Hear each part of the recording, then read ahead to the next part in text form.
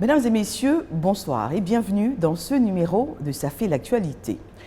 Le Royaume d'Arabie Saoudite célèbre le 94e anniversaire de son unification. Cette célébration impacte favorablement les relations entre Riyad et Abidjan. Et les leviers de cette démarche de coopération internationale sont divers. Vous le verrez dans cet entretien qu'a bien voulu nous accorder l'ambassadeur du Royaume d'Arabie Saoudite, son Excellence Saad bin Bakit al-Khatami. Et pour mener à bien cet échange, nous ne serons pas seuls. Pargassoro Koné de Madongui, rédacteur en chef de RTI2, est en notre compagnie. Bonsoir Pargassoro Koné. Bonsoir Madame Dosso. Bonsoir Excellence. Bonsoir. Avant de démarrer, petite escale en Arabie Saoudite avec FBoui. L'Arabie Saoudite, officiellement appelée Royaume d'Arabie Saoudite, est située au Moyen-Orient. Elle occupe la majeure partie de la péninsule arabique avec environ 2,15 millions de kilomètres carrés. Elle partage ses frontières avec la Jordanie, l'Irak, le Koweït, le Qatar, les Émirats arabes unis, Oman et le Yémen. Le pays possède de vastes déserts et ses côtes sont baignées par la mer Rouge à l'ouest et le golfe Persique à l'est. Sa capitale est Riyad.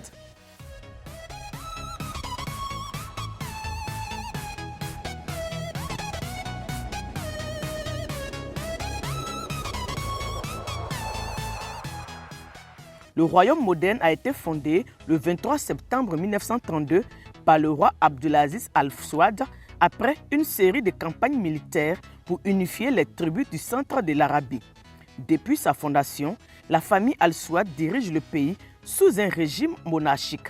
L'histoire du pays est intimement liée à l'islam et l'Arabie saoudite est le gardien des deux villes les plus saintes de l'islam, la Mecque et Médine, où des millions de musulmans se rendent chaque année pour le pèlerinage du Hajj. L'économie saoudienne repose largement sur la production et l'exportation du pétrole. Le pays possède environ 16% des réserves mondiales de pétrole, ce qui en fait un acteur clé de l'économie énergétique mondiale. Toutefois, avec le programme Vision 2030, lancé par le prince héritier Mohammed Ben Salman, l'Arabie saoudite cherche à diversifier son économie et à réduire sa dépendance au pétrole en investissant dans des secteurs comme le tourisme, la technologie et le divertissement. Depuis l'ascension du prince héritier, des réformes profondes ont été mises en place pour moderniser la société saoudienne. Parmi ces réformes figurent l'octroi du droit de conduire aux femmes, l'assouplissement des restrictions sur la mixité dans les lieux publics ainsi que la promotion du divertissement et du tourisme. L'Arabie saoudite est un acteur majeur sur la scène internationale, notamment dans le monde arabe et musulman. Membre influent de l'OPEP et du G20, le pays joue un rôle stratégique dans les affaires énergétiques mondiales et dans la politique régionale. Ses relations avec les États-Unis, l'Europe et d'autres puissances mondiales sont marquées par des partenariats économiques, militaires et politiques. L'Arabie saoudite célèbre sa fête nationale le 23 septembre chaque année. Elle commémore l'unification du royaume par le roi Abdelaziz Al Saoud en 1932. Toutefois, ces dernières années, les festivités s'étendent souvent sur plusieurs jours, du 20 au 24 septembre, pour permettre une célébration plus large et plus festive dans tout le pays. Très beau pays. Merci beaucoup. Alors, Excellence, ce 23 septembre, vous célébrez le 94e anniversaire de l'unification de votre pays. Quels sont vos sentiments et quel message à la communauté internationale et à la communauté de Côte d'Ivoire? Cette année, le Royaume d'Arabie Saoudite célèbre le 94e anniversaire de son unification, survenu à la date du 23 septembre 1932 aux mains de Sa Majesté le roi Abdelaziz Ben Abdelrahman Al Saoud, paix à son âme. Nous exprimons tous notre fierté pour notre passé et notre présent, tout en espérant un avenir meilleur. Et c'est avec toute fierté que nous inspirons des étapes de l'unification de cette chère patrie. Je demande également à Tout-Puissant de préserver notre pays et le maintenir dans la sécurité et la prospérité.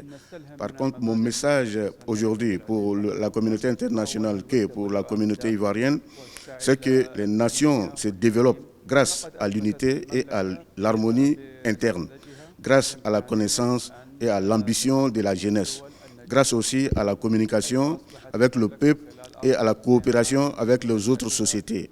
et en affirmant les principes de la sécurité, de la paix et de la tolérance. Et que la situation du Royaume d'Arabie Saoudite aujourd'hui précise que le rêve peut devenir une réalité. Bientôt 2 ans en Côte d'Ivoire. Dites-nous, comment vous sentez-vous sur la terre des Burnis? En réalité, je suis heureux d'être dans ce beau pays et avec son peuple noble et aimable. Je suis honoré d'être l'ambassadeur du serviteur des 200 mosquées en République de Côte d'Ivoire.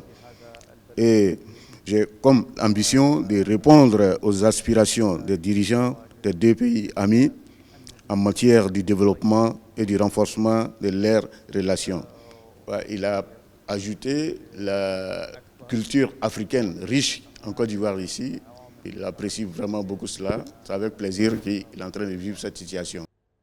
Alors, vous venez justement de souligner les excellents rapports qu'entretiennent nos 2 pays. Alors, dites-nous de façon très concrète, quels sont les récents projets de coopération qui illustrent cette relation? Les relations entre le Royaume d'Arabie Saoudite et la République de Côte d'Ivoire ont débuté en 1985. Cette relation a été consolidée davantage avec la venue au pouvoir de son Excellence, Monsieur le Président de la République de Côte d'Ivoire, Alassane Ouattara. Les projets de coopération sont nombreux. Les étudiants ivoiriens poursuivent leurs études en Arabie Saoudite depuis les années 80 et des projets de développement et de secours sont constants. L'on peut citer parmi ces projets la décision du Centre Roi Salman de secours et d'action humanitaire récemment d'effectuer des interventions chirurgicales en faveur des malvoyants en Côte d'Ivoire, et c'est pour la 2e fois. Nous avons d'autres projets également dans ce cadre-là qui sont en cours de réalisation avec la partie ivoirienne amie. Il y a aussi l'initiative de la route de la Mecque qui est appliquée depuis 2 ans et continuera d'être appliquée en Côte d'Ivoire dans les années à venir. C'est une grande initiative à tout égard. Nous avons également une coopération dans le domaine agricole, dans le domaine de la santé, à travers des investissements également agricoles et aussi dans le domaine de l'environnement. Le Royaume d'Arabie Saoudite compte renforcer ses relations avec la République de Côte d'Ivoire dans tous ces domaines sans exception. Alors, Excellence, en faveur donc des bonnes relations entre la Côte d'Ivoire et donc votre pays, le Royaume d'Arabie Saoudite, et vous l'avez mentionné, les bons projets, parlant donc de Tarimaka, nous allons en parler tout à l'heure. Alors, la Côte d'Ivoire a reçu récemment justement des spécialistes de santé qui ont soigné 400, disons plus de 400 patients. Alors, dites-nous, ces mesures vont-elles se poursuivre? Si oui, dans quel autre domaine? Parmi les voies de coopération entre l'Arabie Saoudite et la Côte d'Ivoire, c'est renforcé dans le domaine humanitaire. En 2020, le Centre Roi Salman a procédé à des interventions chirurgicales ici en Côte d'Ivoire. Nous sommes présentement en contact avec la partie ivoirienne pour que la même chose se fasse au mois de novembre prochain. Nous ambitions également travailler dans d'autres domaines autres que le domaine de la cécité. Vous serez informés dès qu'on commencera à travailler dans ces domaines-là. Alors donc, merci beaucoup, Excellence.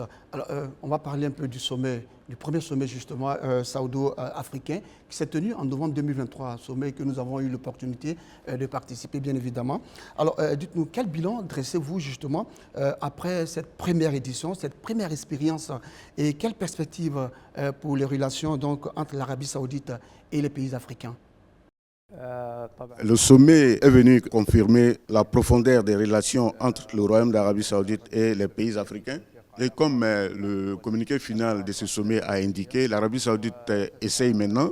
Il y a des projets de faire des investissements qui sont à hauteur de 180 milliards de dollars et d'octroyer 5 milliards de dollars dans le domaine de développement. L'Arabie Saoudite a déclaré également de donner 10 milliards de dollars pour soutenir ses exportations en Afrique. Comme ça a été indiqué dans le communiqué final, il y aura des groupes de travail avec les États africains dans plusieurs domaines, que ce soit la santé, l'économie, le transport.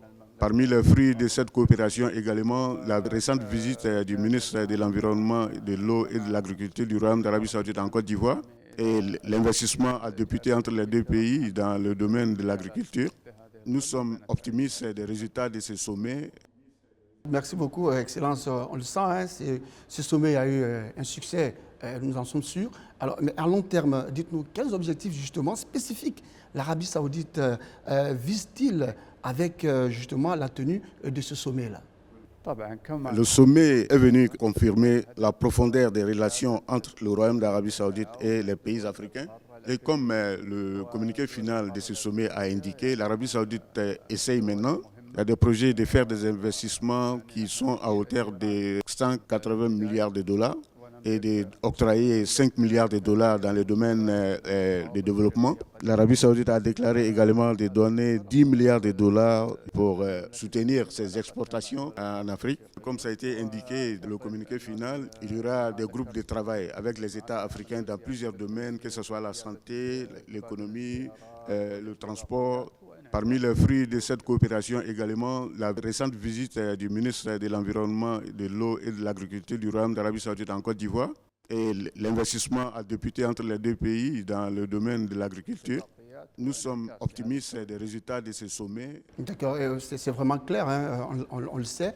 Mais au niveau, donc, je veux dire, sur le plan économique et diplomatique, justement, comment est-ce que l'Arabie Saoudite envisage justement de renforcer ses relations avec les pays africains, toujours à travers ce sommet?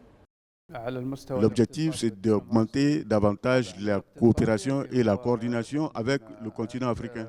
Les pays africains sont importants. Nous sommes tout d'abord des voisins dès le départ. Nous avons une histoire commune entre les deux continents. Et sur cette base-là, l'Arabie Saoudite envisage de renforcer ses relations avec le continent africain. Et ce que je viens de citer par la création des groupes de contact entre l'Arabie Saoudite et le continent africain, ça va augmenter le volume d'échanges, notamment les visites entre les deux continents. Merci beaucoup. Alors, Excellence, vous parliez tout à l'heure de questions d'environnement avec la Côte d'Ivoire. L'Arabie Saoudite accueille la 16e session de la conférence des parties à la Convention des Nations Unies sur la lutte contre la désertification, événement qui se tiendra du 2 au 13 décembre prochain. Dites-nous, qu'attendez-vous de cet événement? Tout d'abord, la Côte d'Ivoire a abrité le COP 15 en 2022 sur le problème de désertification. La Côte d'Ivoire a été le président de ce COP 15 et envisage actuellement de passer le flambeau à l'Arabie Saoudite qui va organiser le 16e sommet. Effectivement, le Royaume d'Arabie Saoudite s'emploie à renforcer ses coopérations à travers l'organisation de cette conférence COP16 en Arabie Saoudite, juste avec l'objectif de la mise en état des terres agricoles dégradées, le reboisement et le développement du patrimoine culturel à travers la coopération avec les signatures des conventions des Nations Unies sur la lutte contre la désertification. Pour parvenir à la connaissance et du phénomène des richesses, le Royaume d'Arabie Saoudite organisera en décembre précisément cet événement qui sera la plus grande conférence jamais organisée en Arabie Saoudite et qui va accueillir, le nombre atteindra plus de 169 pays et de nombreuses organisations de la société civile qui sont intéressées par l'environnement également. Et ceci à travers de nombreuses initiatives telles que l'initiative Green Middle East et Saudi Green Initiative également. Ça veut dire l'Arabie Saoudite vert et Moyen-Orient vert qui s'étend des pays Asie centrale et du Moyen-Orient, du Maghreb et des pays subsahariens. Voilà, donc Excellence, nous souhaitons vraiment plein succès à cette grande conférence. Alors, on le sait, hein, la paix, la tolérance, la solidarité, la fraternité sont des denrées très chères pour les pays africains. Alors, dites-nous, comment justement le Royaume d'Arabie Saoudite compte-t-il continuer à promouvoir la paix et la sécurité internationale? Évidemment, sur le plan économique, c'est de faire des investissements sur le continent et d'augmenter le volume des aides qui sont octroyées au continent africain, aux pays africains. Et au plan diplomatique également, augmenter le nombre des ambassades et des représentations diplomatiques du Royaume d'Arabie Saoudite pour que ça puisse atteindre à peu près 40 ambassades en Afrique. Alors, Excellence, nous abordons à présent un sujet qui nous intéresse au plus haut niveau, la promotion du genre. Dites-nous, quelle est la place de la femme en Arabie Saoudite? Les femmes représentent la moitié de la société. Par rapport à cette question, je peux dire que le dossier de la femme a reçu une attention considérable et particulière de la part du gouvernement saoudien dans ces dernières années, surtout dans sa vision 2030.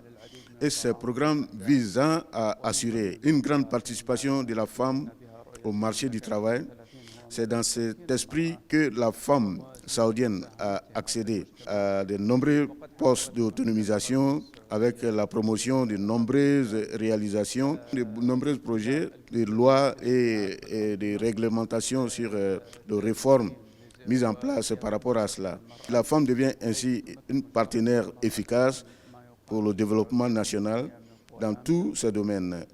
La haute autorité du Royaume d'Arabie Saoudite est représentée par le serviteur des deux saintes mosquées, le roi Salman Ben Abdelaziz et le prince Mohamed Ben Salman, a cru au rôle du développement que joue la femme dans le soutien de l'économie nationale et des plans du développement global, ainsi qu'aux gains sociaux, économiques et du développement. Le Royaume d'Arabie Saoudite a obtenu 80 points sur 100 points selon le rapport de la Banque mondiale pour la femme. C'est sur le rapport de l'année 2022, élevant ainsi son classement parmi les pays leaders en matière d'autonomisation des femmes. Et actuellement, la Commission des droits de l'homme, la moitié est composée des femmes en Arabie Saoudite. Également, il y a à peu près 30% de femmes dans le Parlement de l'Arabie Saoudite, qui est le Conseil consultatif en Arabie Saoudite. Alors, vous abordiez à l'instant la place de la femme dans la vision 2030 de l'Arabie Saoudite. Excellence, dites-nous, comment se projette justement votre pays à l'horizon 2030 ?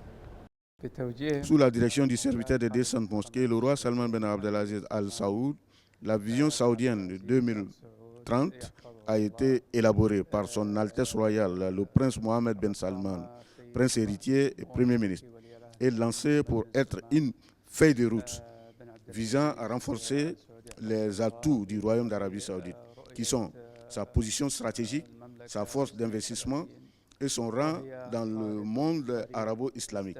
La vision saoudienne 2030 constitue également des bases solides pour le succès du peuple saoudien.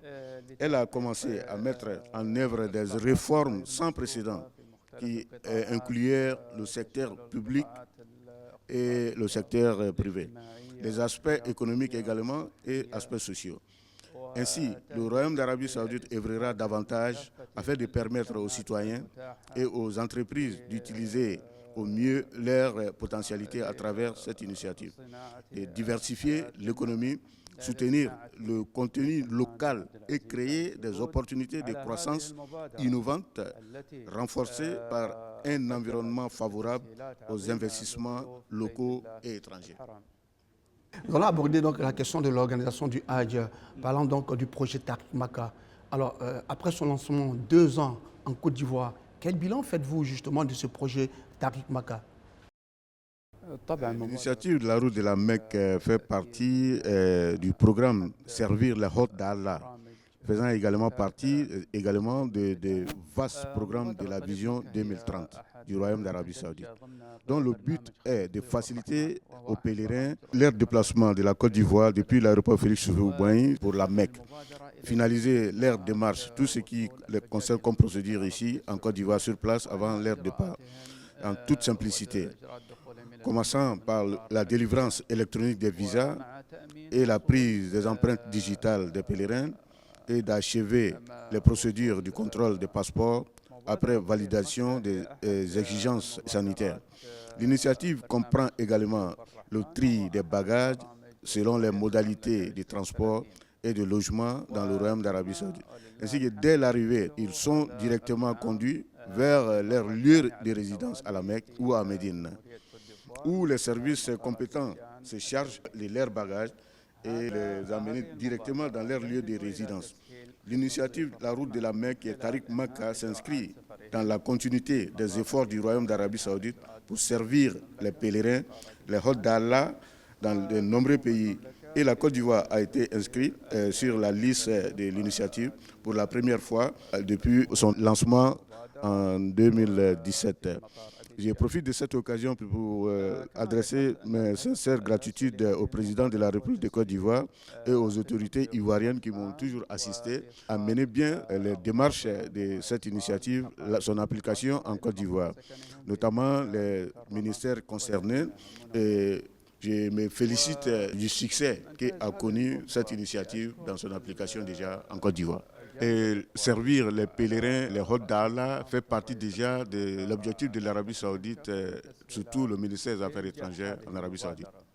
Je profite également de cette occasion pour exprimer mon honneur et féliciter le roi, le serviteur des deux saintes mosquées, le roi Salman Ben Abdelaziz Al Saoud, ainsi que le prince héritier, le premier ministre Mohammed Ben Salman, pour avoir contribué à la facilitation de l'application du Tariq Mecca, la route de la Mecque en Côte d'Ivoire. Et l'application de cette initiative en Côte d'Ivoire continuera dans les années à venir et aura encore plus de succès. Voilà, nous sommes au terme de notre échange. Excellence, quel message souhaiteriez-vous adresser aux Ivoiriens et à la communauté internationale? Tout d'abord, je vous remercie pour cette interview. Par rapport au message que j'adresse à la communauté internationale et aux Ivoiriens à l'occasion de la célébration du 94e anniversaire de l'unification du Royaume, l'importance de l'harmonie interne et d'œuvrer à renforcer le développement, l'importance du dialogue avec les autres, répandre les valeurs de paix, intensifier les domaines de coopération entre les peuples et les pays. Et ceci représente les visions de l'Arabie Saoudite et les principes de l'Arabie Saoudite. Je voulais souligner quelque chose ici en Côte d'Ivoire.